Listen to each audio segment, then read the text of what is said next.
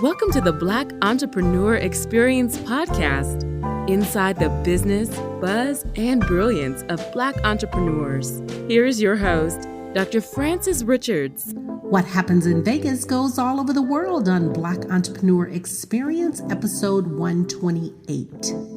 Thank you for joining us as we elevate the Black Entrepreneur Experience by interviewing CEOs, thought leaders, innovative thinkers, and Black entrepreneurs across the globe. I'm your host, Dr. Frances Richards, and today we have Shambica Washington. She is the owner of Toes and Tiaras, a Black-owned boutique which specializes in the sales of baby products. It was established in 2011, and they offer the largest selections of the finest children's clothing, accessories, and gifts. Welcome, Shambica. Hi. You know what? I've given our audience such a brief bio about you. Why don't you fill in the gaps and share with us what you'd like us to know about you and your company? Well, I'm a United States Air Force veteran. I originally, like you said in the beginning, I originally started Toes and Tiaras in 2011 when I was getting ready to exit the military. So for me, being ready to transition from the military into civilian life, I had to find something that I was comfortable with doing. So I decided to take a hobby that I had, which was customizing baby items for my friends and family members. And I decided to take that and turn it into something profitable, a profitable business. I've been in business for 7 years. I have 4 children. And now, I've just partnered with a company in Dubai to start selling my items in Dubai. Shambica, thank you so much for being a great American and serving our country. So I want to honor you for your service. And secondly, I want to ask you, talk about this new partnership with Dubai. How did that come about? Well, I've been servicing clients in Dubai for about 5 years. And most of the individuals in Dubai are very private with their life and stuff like that. They're not like us, all over social media and stuff like that. But most of my clients recommend me, and they always tag me in their posts and when they're at different hotels and stuff. So with that, that's basically networking and basically getting me more exposure, because when they tag me in a post and they tag me in a post with another prestigious business in Dubai, then other clients are seeing my business as well. And one of my clients did, I think a couple months ago, the business seen it and they came to me with a proposal, and that's how we move forward. So I guess in a sense, social media is I would say very good for networking if the right people see it. Now, did you have that strategy, or did that just happen like that? It is a strategy that I've used in the past as far as marketing and things of that nature, and trying and branding myself, because even here in the United States, I've done the whole gifting idea, where you gift a celebrity and then they in turn give you social media exposure for that particular for that particular item. So like I said, social media now, being that Instagram has millions, almost billion of people on there, it's a great marketing tool. Tell us, what are you most grateful for right now in your life?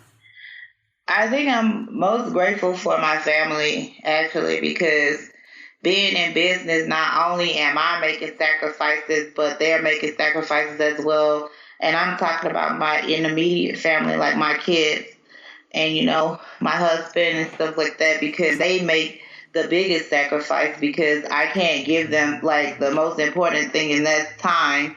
So, my family is the thing that I'm most grateful for right now. I'm grateful that they're understanding and they believe in my dream and they support my dream. So I'm just, grateful for that right now. That is a blessing. Talk about your family, if you don't mind. What are the ages of your children? I have 11-year-old daughter, Michaela. She's my oldest. And then I have a 7-year-old son, Calvin. Then I have a 1-year-old. His name is Jean or Jean. And then I have 3-month-old, and his name is Ezekiel. So, yeah, I have a 3-year-old son named Ezekiel, yeah. Wow, you are busy. Yes, and very much so, very much so. How do you keep that together with a 3-month-old, a 1-year-old, and running your business?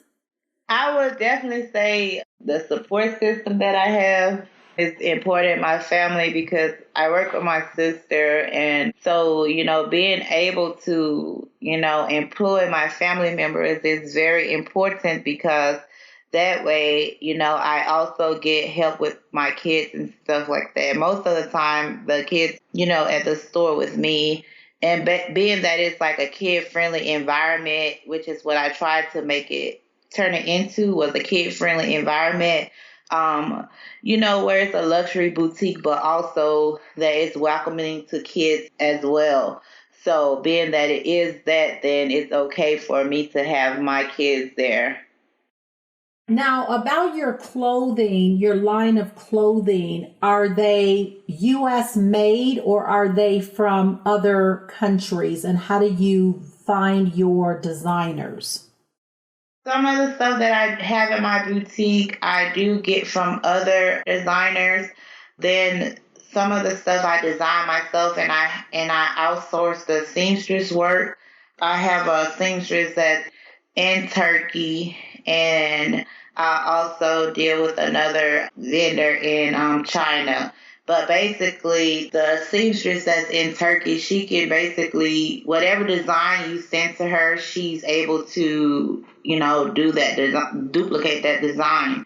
The way I choose other boutiques is if another brand, if it's gonna fit with my vision that I have for my boutique. Because I want, when kids come in, I want them to feel like royalty.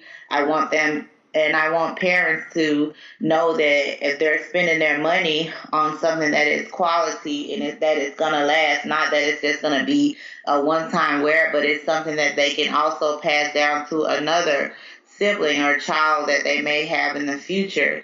So when I'm looking at other vendors or boutiques, I'm looking at if that item fits my standards as far as quality and, like I said, the vision that I have for my boutique.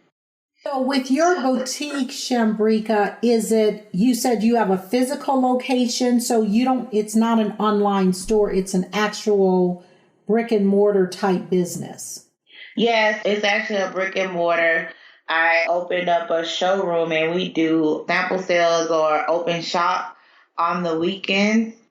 So we're not just online. We actually have a physical store location, like I said, here in Colorado Springs. And then we also have a place where you could go shop in the UAE, which is Mondi Studios. And they're in Lamir, Dubai. And they'll be opening, their grand opening is actually tomorrow.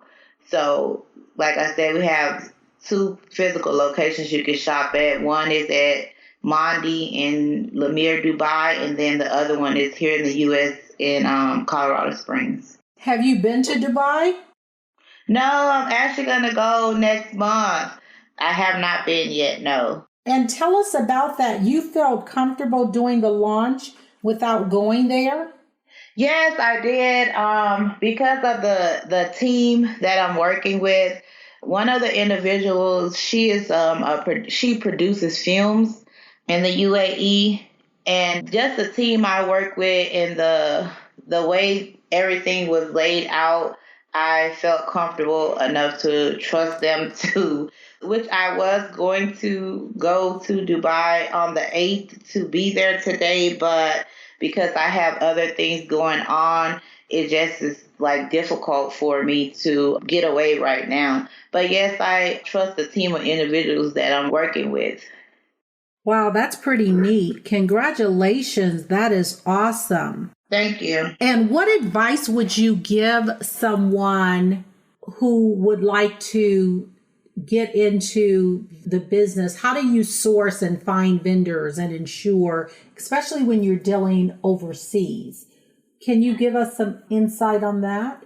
Well, I would say, some advice about different vendors and things like that would be basically like going to trade shows. A good resource right now would be Brand Boom, which is very, I don't know if a lot of people have heard of it because it's a new program, a new app that they have out where you basically set up your showroom, an e-showroom, and then, vendors like Barney's New York, Neiman's and Marcus, even trade shows, because I'm going to the children's trade show in August. So I have a lot going on, and I'm going to the pregnancy expo. So all of those people, basically, they use Brand Boom, and they can go in and they can see your showroom and, the cost of your items and all that different stuff. And if they're interested, then they can send you a proposal, and you guys can go from there. So I would say Brand Boom is a good one, and a Brand Boom is a good, avenue to start. And then also, if you have, the resources or funding to go to a trade show, I would definitely say do that, because that gives you the opportunity to meet other vendors, see other vendors, and then also other vendors get the chance to see what you have as well. Shambica, what I think is really interesting is you not only have one brick and mortar, you have two, and one in another country, where so many other businesses are going out of business. Retail stores are going out of business. And talk about that. Well, I don't own the brick and mortar that's in Dubai. I actually just collaborating with a whole lot of other designers and somebody else that basically share like a vision that's similar to mine. So I would say that like in this economy with a lot of, big box stores going out of business, I think for the small business, if you are going to branch out into opening a brick and mortar, I would definitely say it's very important to network and collaborate with other people that share the same vision as you, same vision, values, and all of that as you. So I would definitely say, collaboration and networking is very important. Most people think that, competition, but competition is, I feel like if you collaborate, it is better. It opens up more doors for you. So I would definitely say if you could collaborate with other people, then definitely do that. That's brilliant. What was that aha moment that you knew that your business was going to be successful and you were on to something? I think the aha moment for me was when I did a pop-up shop in Atlanta at Toya Wright's, Lil Wayne's ex-wife, shop. She had a shop called Garb Boutique, and I did my first pop-up shop there, and the response that I had to that, I even had Eva Marcel, she even gave me a shout out, and I also was like getting, shout outs from Phaedra Parks as well. So in that moment, I was like, I think I'm on to something, because of the response that I had to that. And was that your first going to Atlanta? Yeah, that was my first pop-up shop. I was stationed in Georgia at Moody Air Force Base, so Atlanta wasn't that far from me. But yeah, that was my first pop-up shop, and I'm actually grateful that Toya Wright, gave me that opportunity, because you had to like basically apply and see if it was a great fit for her store and all that stuff like that. So I'm actually grateful that she gave me a shot to actually do that. That is really neat. Did you know her before, or you just... No, I've never met her before. Before that, I've never met her assistant. And they took care of, everything like the balloons and cupcakes and, all that stuff like that for that particular event. But no, that was my first time ever, being in contact with her and stuff like that. Beautiful. How do you define success, Shambica?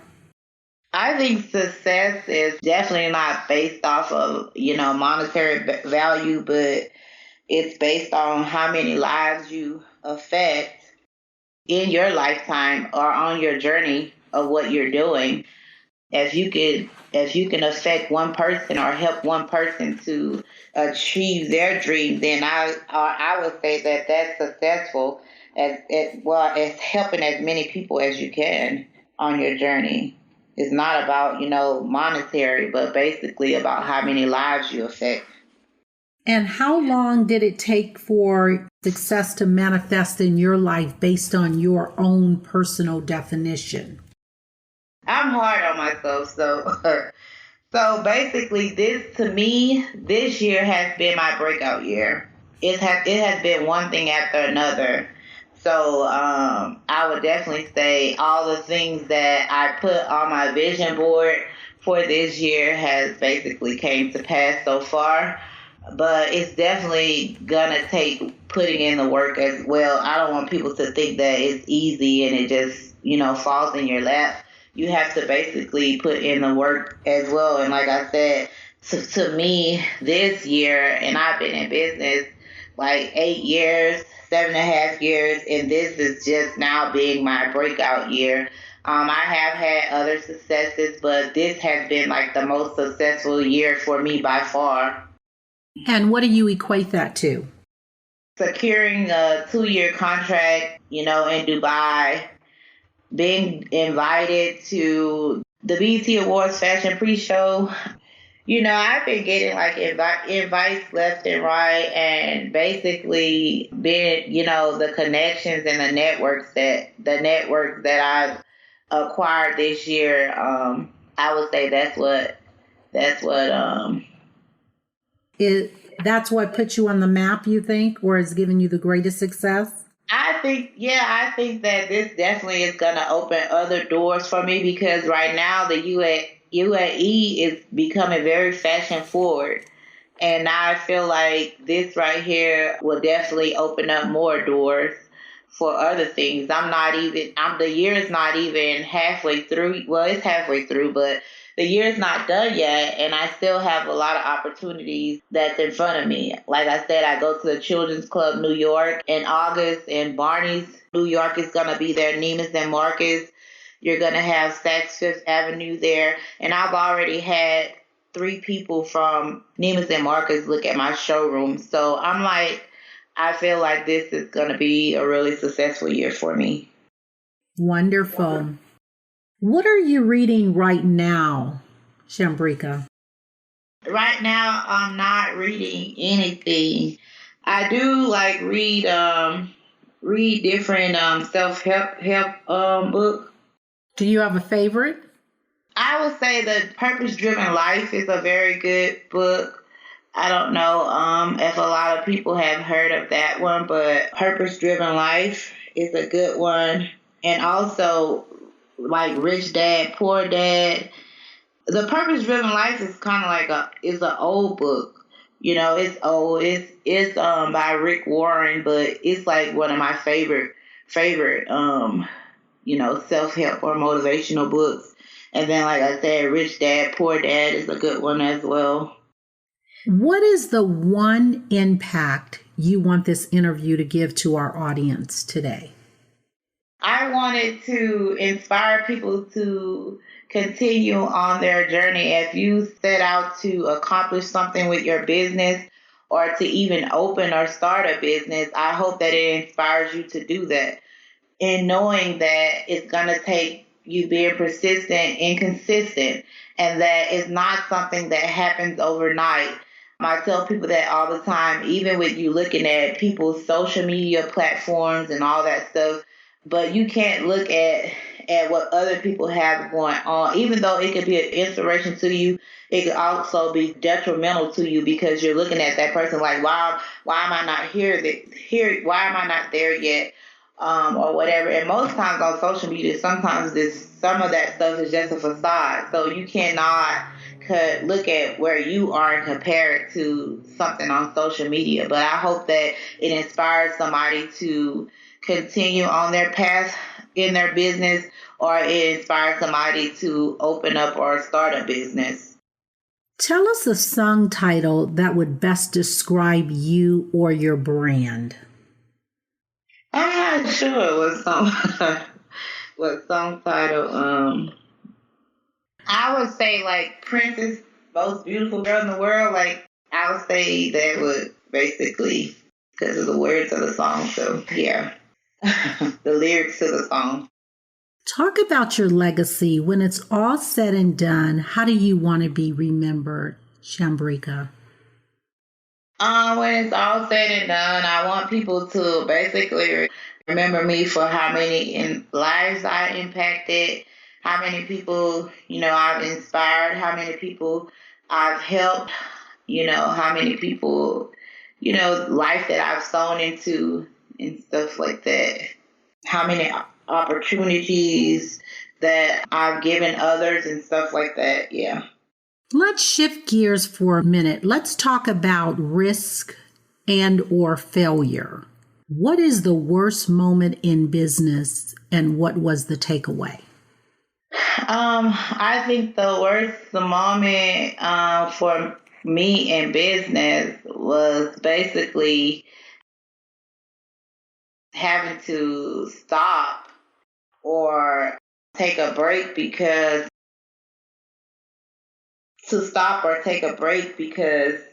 personal issues. I moved from Georgia to Colorado because of, a previous marriage, an abusive marriage. So I was just, basically, I would say that was the worst moment for me because I had to start over. And then when I did get to Colorado, I still had to wait like another year to start, and all the, just looking at all the brands that I would say are competitors for me, just looking at them constantly progressing. And I'm here trying to rebuild and start over because of, personal issues that I had going on. I had to start over. I left Georgia. I got rid of all of my inventory.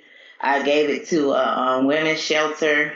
I gave away like all my clothing and shoes and stuff that I had from my boutique, and I gave it to a women's shelter, but basically having to start over from scratch and rebuild.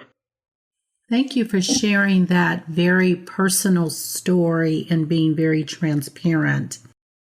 You talked a great deal about social media and just the benefit of collaboration. Is there a technology tool or technology platform that is a must-have for you to do your business day to day? Again, I would say Brand Boom because that's where I do all my invoices and line sheets and stuff like that for other buyers that wants to buy my products, or basically Brand Boom is where you can go and buy other people's products as well. And Instagram. I think Facebook can be very good for your business, but I think Instagram has basically taken over. So I think it is very important to have Instagram, and the good thing about Instagram is that it's free. And then you also have access to people that you probably wouldn't normally have access to, like other celebrities, basketball players, athletes, and stuff like that. So I would definitely say use Instagram to your advantage as far as like reaching out to those individuals that you may want to like represent your brand or have other people see wearing your brand. I would say that that's definitely an important platform to have, Instagram. You mentioned you're in Colorado. Is that the best city or state that you're in to launch your business, or would you have preferred to stay in Atlanta? Colorado, I came here because I also do a homeless ministry as well. So that was the main reason for me coming here. But I feel like Colorado is good, but Atlanta and New York probably would have been better in terms of launching a business there. But Colorado Springs is like turning into like a major city. And I think it's pretty good to actually have my business here because I'm getting into like doing athlete costumes like ballet, and I want to do figure skating costumes. And being that the Olympics training center and all that stuff is here, and most of the figure skaters come to Colorado, I feel like it's perfect for my business. That's great. So you've turned that situation, what someone else could have looked at as a possible lemon, and you made some amazing, tasteful lemonade. Mm-hmm. What milestone do you want to accomplish for your business over the next couple of years? Over the next couple of years, I would like to be in at least 2 to 3 major stores in the United States. And then I would also like to be featured at, Paris Fashion Week. Like that, those are like some of the biggest things I want to accomplish over the next couple of years. How did you decide the name of your business? I don't even know. It just kind of like came to me and it just flowed. So I was just like, I think I'll stick to it because, tiny toes, you always see in the beginning when people take pregnancy pictures, they always like get pictures of their baby's feet, or like the footprint is always something that's very important. And then like the tiaras portion of it is basically like the luxury / royalty portion of it, where you want the person to feel like their royalty, or princess or a prince. So basically, just putting those two together, tiny toes and tiaras. What can you do daily to be better, Shambica? Be kind to people. Like I said, we're all fighting a battle. You don't know what's going on with people. So I think one of the things that's very simple that we could do is just being kind to other people. Talk about that amazing work that you're doing with the homeless shelter. Do you want to share that? Sure. I actually came to Colorado not a few years ago, maybe 5 years ago, 4 years ago, something like that. I was trying to move here, but I guess it wasn't the right time, and ended up like having to move back to Georgia because I ended up having to like stay in a hotel and stuff like that, because they had you had to basically be making 3 times the rent here. Like the stipulations for rentals and stuff was very, very strict. And then not only that, but you also like the housing. I would like to buy a house. Also, like the pricing of the houses in Colorado Springs, I just couldn't afford to buy it by myself at the time. But being in that situation, I then started to, go under the bridge and talk to some of the people that was there, and then like take them food and stuff like that in like hygiene packages and stuff like that. And then now like my sister and I, we go down there and we take stuff out there, and we try to like take like stuff that they may haven't had in a while, like pizza or tacos or something like that. And then like I'll go to Sam's and I'll get like, cases of water or cases of juice and stuff like that. And I'll take that stuff out there. Yeah. And then also I did want to, eventually with that start where I would have a resource center where the homeless individuals would be able to come and look for jobs, get resumes and stuff like that done, which is something that I started in the beginning, but trying to do my business and offer those services to them, I just couldn't do it.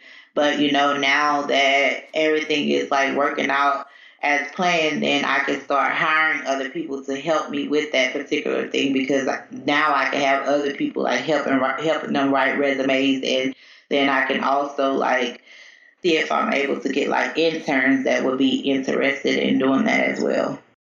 That is wonderful. Now, is your sister is living there also? Oh yes, my sister lives here too. Beautiful. And I have an aunt that lives here as well. Beautiful. What is your biggest achievement so far in your business?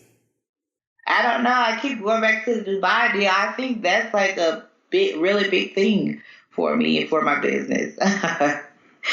I definitely think that's like one of the biggest things right now for my business, or overall for my business. And that's huge. Congratulations. Thank you. Shambica, who are your top 2 influencers in life, and what lessons did they teach you? Well, my top 2 influencers in my life was my grandfather, but he's passed, and then my mom. My grandfather basically instilled in me, the notion of, treat everybody right. And sometimes that's hard to do, but I always remember those words: you treat everybody. My granddad used to always say, I'm going to treat everybody right, regardless to how they treat me. So I try to keep that in mind, like values and, like I said, treating people with respect, and treating people how you want to be treated, or even loving people, just loving on people, because like I said, you never know the battle that somebody is fighting. So even if they're not kind to you, you being kind to them may change their mind. Like they probably having a bad day or going through a bad situation. So with you being kind to them, they may change their mind. So like those are some of the values that my grandfather instilled in me, and I'm grateful for it. Hard work, and, my grandfather was a farmer, so he used to take us out because I'm from Louisiana, and he used to take us out in the country and, show us like how it used to be, and how it used to be to like have to pick like beans or pick like cotton and stuff like that. And I'm thankful for those lessons. I'm grateful for those lessons. And then I would say my other biggest influencer is my mom. My mom is like the strongest person I know.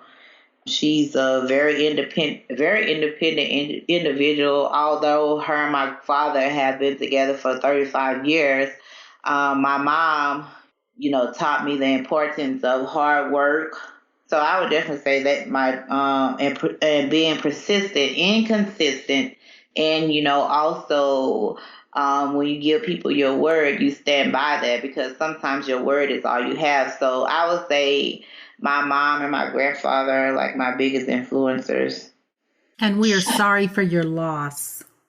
Oh, it's okay. He's in a better place, so it's fine. And he lived a good life, so he was a good person. Can you share with us what is one valuable lesson you wish you knew before starting your business? One valuable lesson I wish I knew was the importance, the accounting and all that stuff is very important. Before you even start a business, I would say you want to first make sure that you can afford the business. You hear people say all the time that you can start a business with $300, $400, $500, $1,000, $3,000, $2,000, and you can. But at the same time, I would say that planning how you're going to use that $300, $400, $500, $600,000, $2,000 is very important, because you're going to want to do the cost breakdown of your inventory or whatever services or whatever that you're offering. So I feel like just having a plan in place, not just for the first year, but at least a plan up to 10 years is very important. If someone wrote a book about you today, what would we learn about you that we don't know? I think that a lot of people know that I'm generous. I think a lot of people will learn about, all of the things I had to go through and all the hurdles I had to overcome to get me where I am now. Like people, they see the now, but they don't know, what you had to go through to get to the now. So I think people will, learn all the hurdles and stuff that I had to go through to get to where I am now. I think that, learn that I have a big heart, I'm generous and stuff like that. So, yeah. How did you finance your business? I actually sold one of my properties. So that's how I was able to finance my business. I sold one of my houses, and that's how I was able to finance my business. But the plan for that, when you asked me about the plan for the next 2 years, it's basically to get a Valer loan, which is a veterans loan here in Colorado Springs that goes up to about $250,000. So that is my goal, basically, to obtain by December. It's basically to get a Valer loan. And there are several resources out there. People always ask me about grants and stuff like that. I don't find that there's many government grants, like federal government grants. But if you go to your local government and see what they may have to offer, like here in Colorado, because they legalized marijuana, they use those funds to help small businesses and stuff like that. So if you look into like the local government, then you'll find that there's like several resources. There's so many resources here in Colorado Springs that even I'm now just now learning about, that's able to help like small businesses, veterans, minority-owned businesses, and women-owned businesses, which is, like I said, it's very important to check like the local government and see what grants or funding they may have. And you could just Google it. Even if your local chamber of commerce or whatever don't have anything available, just Google and see, type in your town or your city's name, what funding do they have for small businesses, and you'll be surprised of the things that your city or town may have to offer. This has been an amazing interview, and we've come to the part where it's called Fun Facts Lightning Round. And I'm going to ask you a series of questions, and what I'd like you to do is answer them quickly. If there's something you desire not to answer, feel free to say pass. Are you ready, Shambica, for our Fun Facts Lightning Round? Yes. Okay. The last movie you saw? Is Aladdin. You relax doing what? Meditating. Your favorite singer or rapper? Right now is Beyonce. Your favorite dance song? I Want to Dance with Somebody by Whitney Houston. What food you eat every week, no matter what? Cherries. Your favorite month? December. Before we conclude, why don't you, Shambica, share with our audience the best way they can connect with you and for them to do business if they want more information about how they can do business with you? Why don't you share that information? Well, you can contact me through email at sd@tinytoesandtiaras.com. I'm also on Instagram, and it's at Shay Wash. So that's SHAYEWASH. I think those are the best ways to connect with me if you wanted any information about business or anything like that. Any parting piece of advice you'd like to offer our audience before we conclude? I just want people to know that you don't get the fruit the same day you plant the seed. So just stay persistent and consistent in what you're doing, and you'll see results. Don't think that, like I said, it's going to happen overnight. It's not. Some people, it happens overnight for, but that's very, very rare or whatever. So like I said, just make sure that you know that you don't see the fruit the same day you plant the seed. So just stay consistent and persistent in what you're doing. Hard work pays off. So, yeah. Shambica, thank you so much. That's a wrap. All right. Thank you. Thank you for listening and subscribing to Black Entrepreneur Experience. We would love for you to leave a review and rating on iTunes and share with your friends. For show notes and more episodes, go to www.beepodcast.com. Join us next Wednesday, and remember, green is the new black. So keep your bank accounts and your business in the black.